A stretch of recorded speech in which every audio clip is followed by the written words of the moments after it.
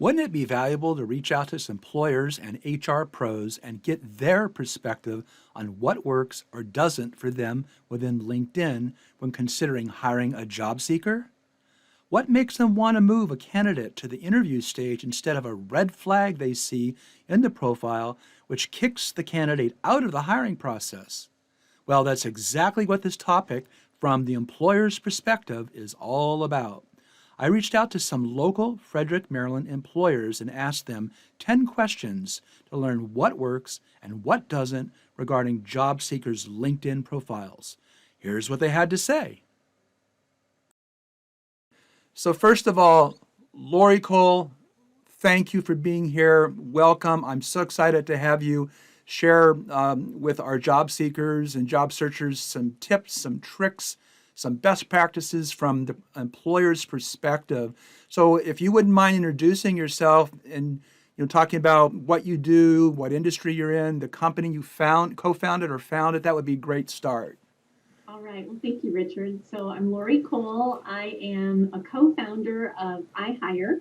We have 56 different industry-specific websites, ranging from iHire Accounting to iHire Veterinarian. So they're industry community-specific websites. My role at iHire currently is I'm the customer success manager. I also oversee our career advisor and career coaching groups. And we also have something called Career Kickstarter that I work closely in. So I've got my hand in many different areas of the company. Excellent. So, Lori, like I mentioned a little bit earlier, this course, Using LinkedIn Like a Pro, has a topic, and what I'm calling it, I have to look at my notes because I always forget, from the employer's perspective. So, what I wanted to do is run these 10 questions by you and just get your take on how a job seeker can have a fantastic LinkedIn profile, what kind of red flags you might see that could send them out of the loop, if you will, to get to an interview, things like that. So let me take a look at my notes. I'm big on notes here. So first and foremost, what do you think, Lori, employers are looking for in a LinkedIn profile overall? Well, I think they're looking at your recent activity. If you are in the job search, then you should have some recent activity and your profile should be up to date.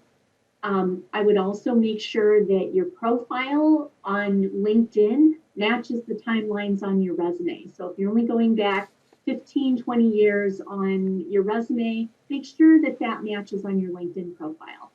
I think a good headshot is the basis for your personal branding. And I'm not talking about a bathroom selfie because I've seen things like that on LinkedIn, but it doesn't have to be a professional headshot where you go to a studio and have it done, but it does have to give a professional image. So I would recommend get a friend, get a great background or get something, a good camera, and take some headshots and really make it look like you did put some effort into it.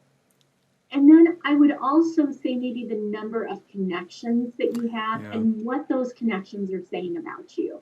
Um, the it's really great to be able to read what former colleagues have said about people.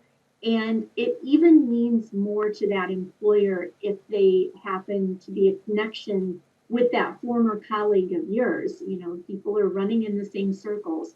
So I feel like that is a really good source of what people are saying about you, their recommendations that they give you, and it will give employers a sense of how you've worked in the past. Excellent feedback.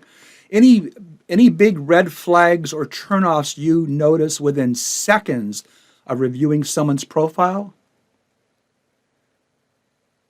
Sometimes people treat this more like a Facebook type of app than Uh, they do hmm, a professional networking site type of app. So maybe they're posting a lot of opinions. They are that are not work related. They're just treating it more like Facebook. that's a different platform. Don't treat it like a private social network. Treat it as the professional networking site that it is. Make sure you have appropriate language and appropriate pictures. Um, Another red flag would be if somebody looked like they put just the bare minimum amount of effort into it. Hmm. You know, they went through, they did kind of a generic headline, they didn't work on their profile at all, they've just put minimal effort into it. That's kind of a red flag. And then again, I would say I look for the timelines to match. So if you're only going back 15, 20 years on your resume, that's all you should probably be talking about on your LinkedIn profile as well. You mentioned the headline. How important is the LinkedIn profile headline? Well, I think it's one of the more important things that you can do because it starts to build your personal brand. I feel like LinkedIn is really the platform where you build that personal brand, where it's so much more informal than a resume, but it's something that employers are going to even perhaps before they interview you. So I would take advantage of that.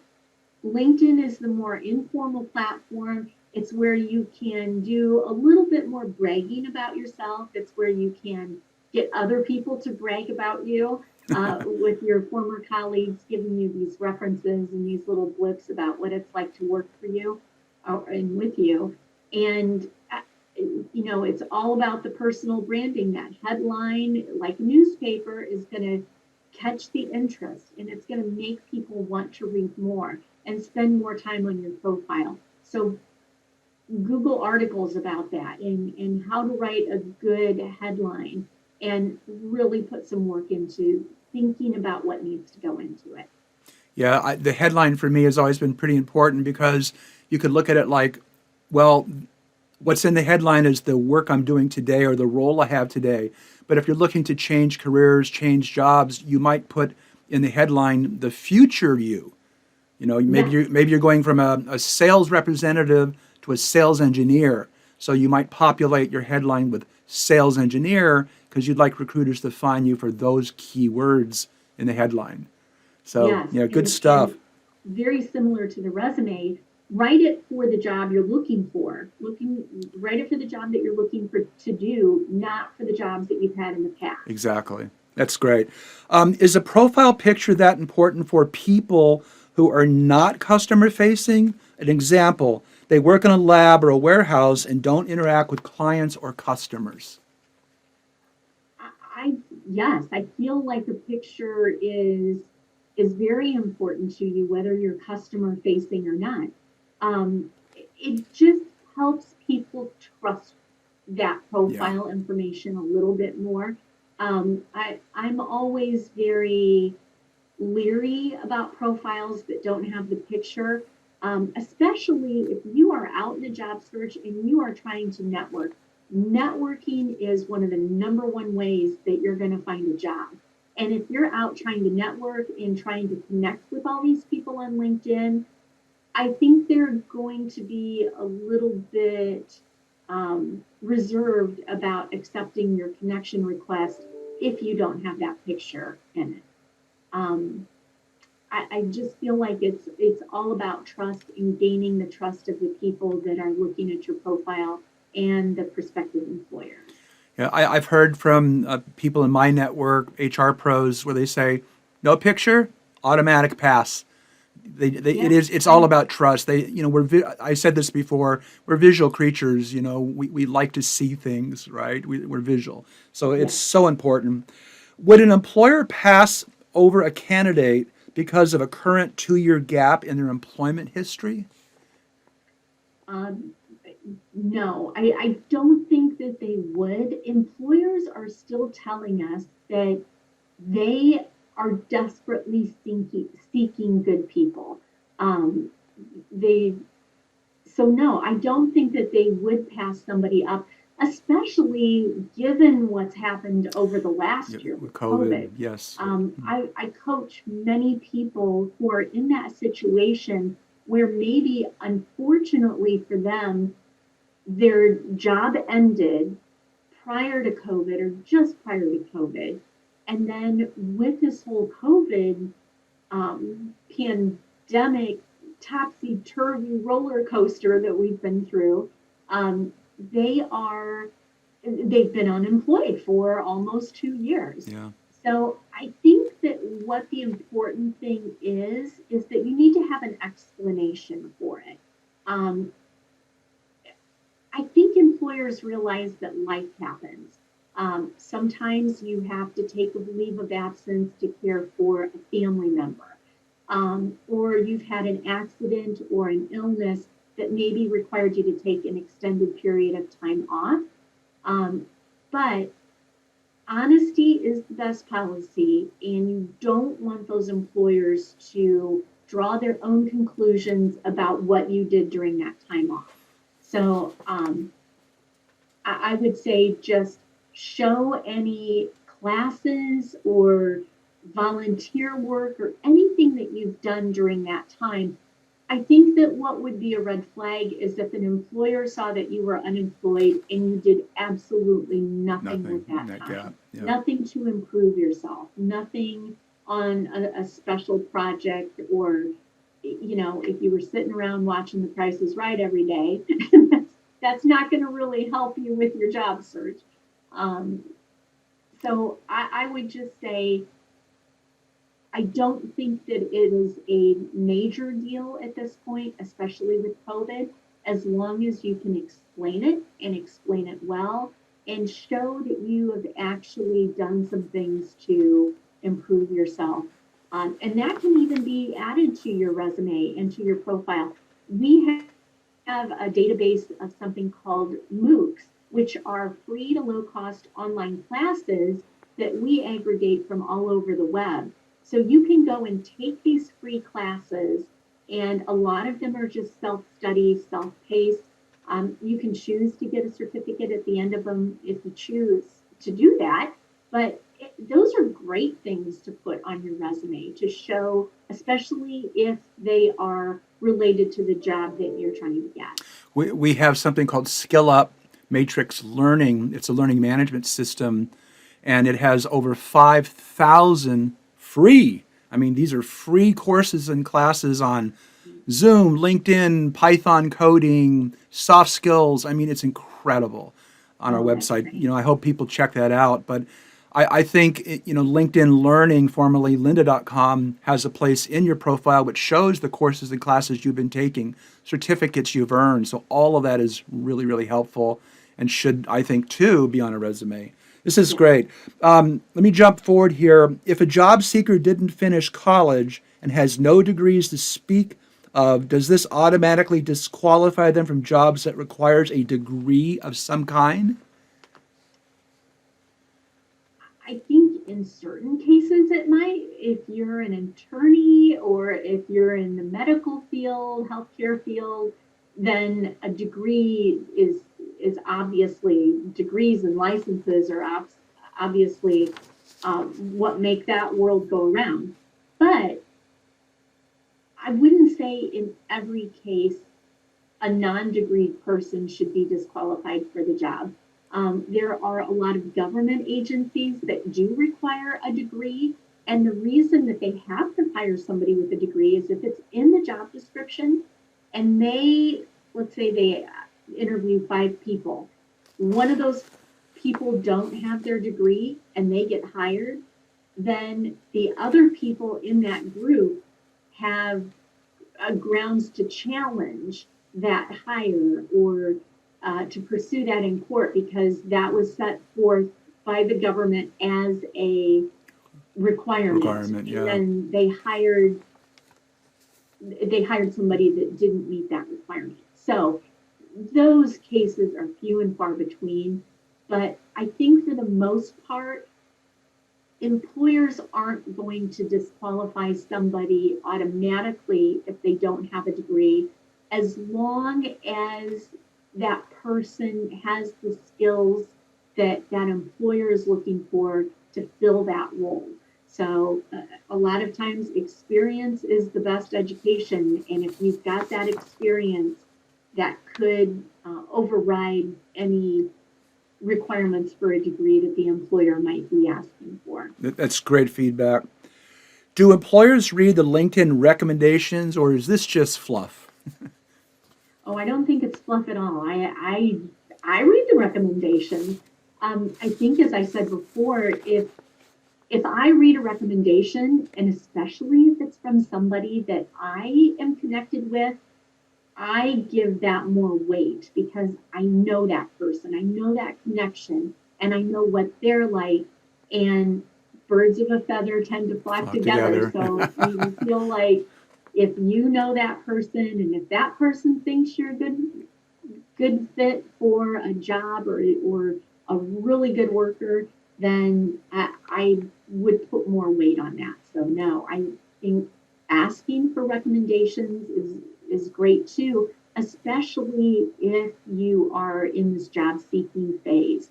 The more you can build, it's that personal brand thing Mm, again. The more you can build that personal brand, the better off you're going to be in that more informal environment that employers are looking at through LinkedIn.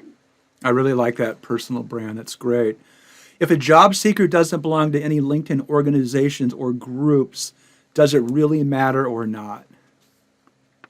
Oh, I do think it matters. I I was looking at a statistic the other day from SHRM that said between 60 and 90% of jobs are found through networking. And LinkedIn is one of the best places for you to be able to network as a job seeker.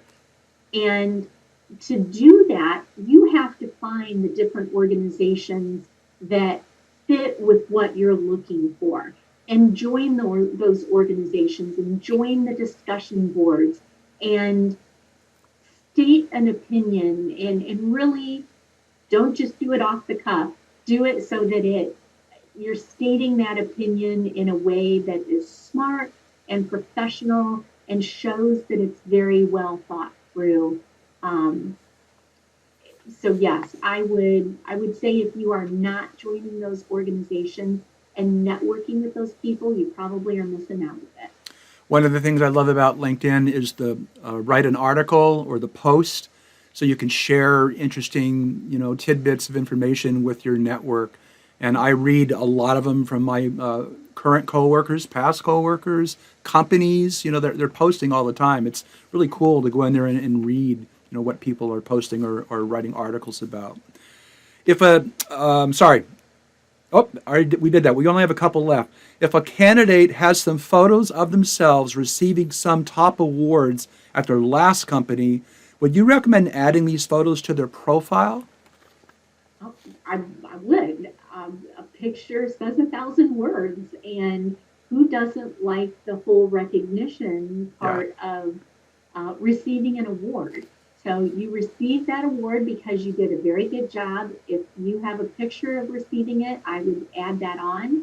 Um, I would probably take a cue from the entertainment industry, because if you think about the entertainment industry, they are all about, hey, I was a three-time Grammy nominee, or I won the Oscar six Yep. times. And they promote themselves, even if it was like 20 years ago. They still brag about, I was an Oscar winner 20 years ago.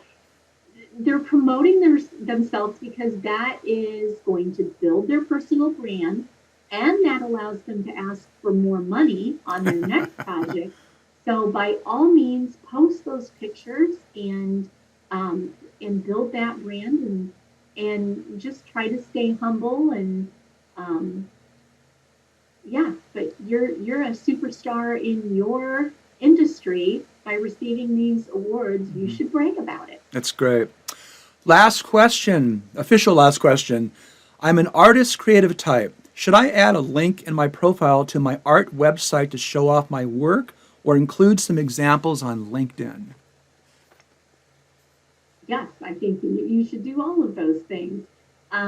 It's good to be on other sites specifically for artists, but you're kind of preaching to the choir if you're on artist sites where only other artists are going to see you. True. Yeah. What you need to do is branch out. And I know that for some creative types, that is really difficult for them to do. But LinkedIn is a great vehicle for being able to do this. You can share your portfolio, you can share the links to your more artsy sites that you're on. Um, and also think of it as a way to market yourself. You're marketing yourself to a group of potential people that wouldn't be on those art sites. And you just never know what you're going to find. You're able to post samples of your art, link to your portfolio, um, and you just never know which one of your networking contacts is going to lead you to your next great gig or your next great project. Exactly. All right. Those are the official 10 questions. Okay. Anything I didn't ask, like when you read over the questions, did you see something on there like, oh, it would be kind of fun to mention this, or here's a red flag, or here's a bad practice? Anything from your perspective that I didn't ask that you'd love to share with our job searchers and seekers? I would say, while you want to post your history as much as you can, you don't want to go too far back Yeah. um, in your history, and you don't want to post too much.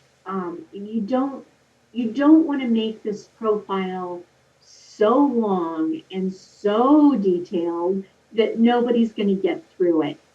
You want to make it an enticing piece for a prospective employer to read, but you don't want to make it a 30-page dissertation on everything that you've ever done, because employers are probably not going to read that. And your job is to use LinkedIn as a marketing tool to promote yourself for personal branding. It doesn't have to be your diary of everything that you've ever done. Right. The motto, keep it simple. You Yeah, know, yeah, that's what I strive to do that in my own profile. I'm not often successful, but keeping it simple I think is really good advice. Lori, an absolute pleasure. Thank you so much for taking part here. I'm excited to share this interview with folks out there who are looking for a new job. You know, their industry may have changed. They're going back into the job market, all of the above. So thank you very, very much for taking part here. you are so welcome. Thank you for asking me. I feel very privileged to do it. Great. And last but not least, I look forward to meeting you face to face at some point as well. You too. Thank All right. you. I'm going to stop the recording.